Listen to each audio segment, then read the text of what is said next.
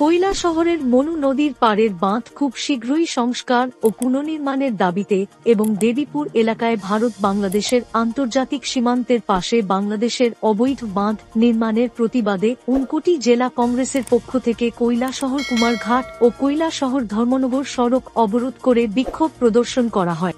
জেলা কংগ্রেসের পূর্ব ঘোষণা অনুযায়ী শনিবার সকাল 11টায় কৈলাসহর বিমানবন্দর সংলগ্ন এলাকায় শহরের প্রধান সড়ক অবরোধ করে শত দলীয় কর্মী সমর্থকরা রাস্তা অবরোধে শামিল হয়। সড়ক অবরোধের নেতৃত্বে ছিলেন বিধায়ক বীরজিৎ সিনহা, ঊনকোটি জেলা কংগ্রেসের সভাপতি মোহাম্মদ বদরুজ্জামান সহ অন্যান্যরা। আমি আহ্বান রাখবো, আপনার পদস্থ অফিসারদের নিয়ে নিজের চোখে দেখে যান বাংলাদেশের ওই পারে যে বাঁধটা।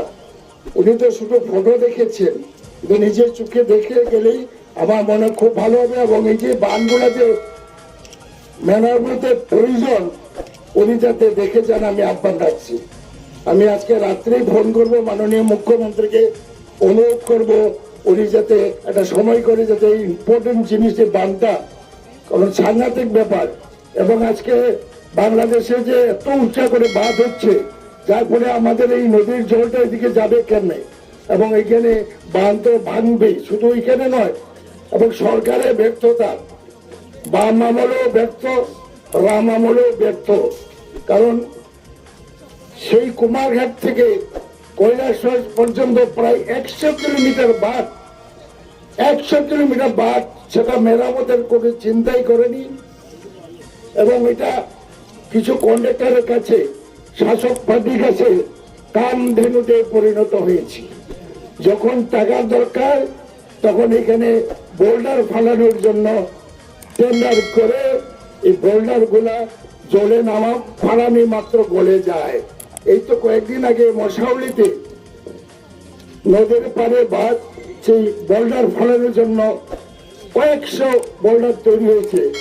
মায়েরা ওইখানে, মহিলারা, পুরুষরা পায়ে পায়ে ভেঙেছে সেই বোল্ডার গুলো। আপনারা সাংবাদিকরা মাধ্যমে আমরা দেখেছি।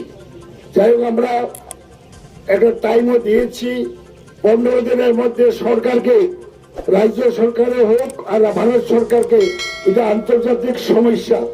এই সমস্যা একটা আন্তর্জাতিক সমস্যা। বাংলাদেশ বাঁধ নির্মাণ করে ভারতের বিরুদ্ধে, আমাদের ত্রিপুরার মানুষের বিরুদ্ধে, কৈলাসহর মানুষের বিরুদ্ধে যুদ্ধ ঘোষণা করেছে। এবং প্রধানমন্ত্রী, স্বরাষ্ট্রমন্ত্রীকে আমি অনুরোধ রাখবো চুপচাপ থেকে যাতে না থাকে, ইমিডিয়েটলি যাতে এটা বিহিত ব্যবস্থা করে। এত সাহস! কয়েকদিন আগে মাগুরলি বর্ডারে বাংলাদেশের নাগরিকরা বিএসএফ কে আক্রমণ করেছিল এবং তাদের বিএসএফ অস্ত্র ছিনতাই করে নেওয়ার জন্য চেষ্টা করেছিল। এত বড় তারা সাহস! ভারত সরকারকে কঠোর হওয়া উচিত, ভারত সরকারকে একটু কঠোর হওয়া উচিত। মনে নেই শিলংয়ের বর্ডারে, মেঘালয়ের বর্ডারে আমাদের 9 জন 11 জন বিএসএফ কে গুলি করে হত্যা করেছিল বাংলাদেশের বিডিআর। এরপরে ভারত সরকারের নজর সেখানে পড়েনি, প্রতিশোধ বা প্রতিরোধ করার কোন চিন্তাধারা নেই। আমাদের এইখানেও হচ্ছে।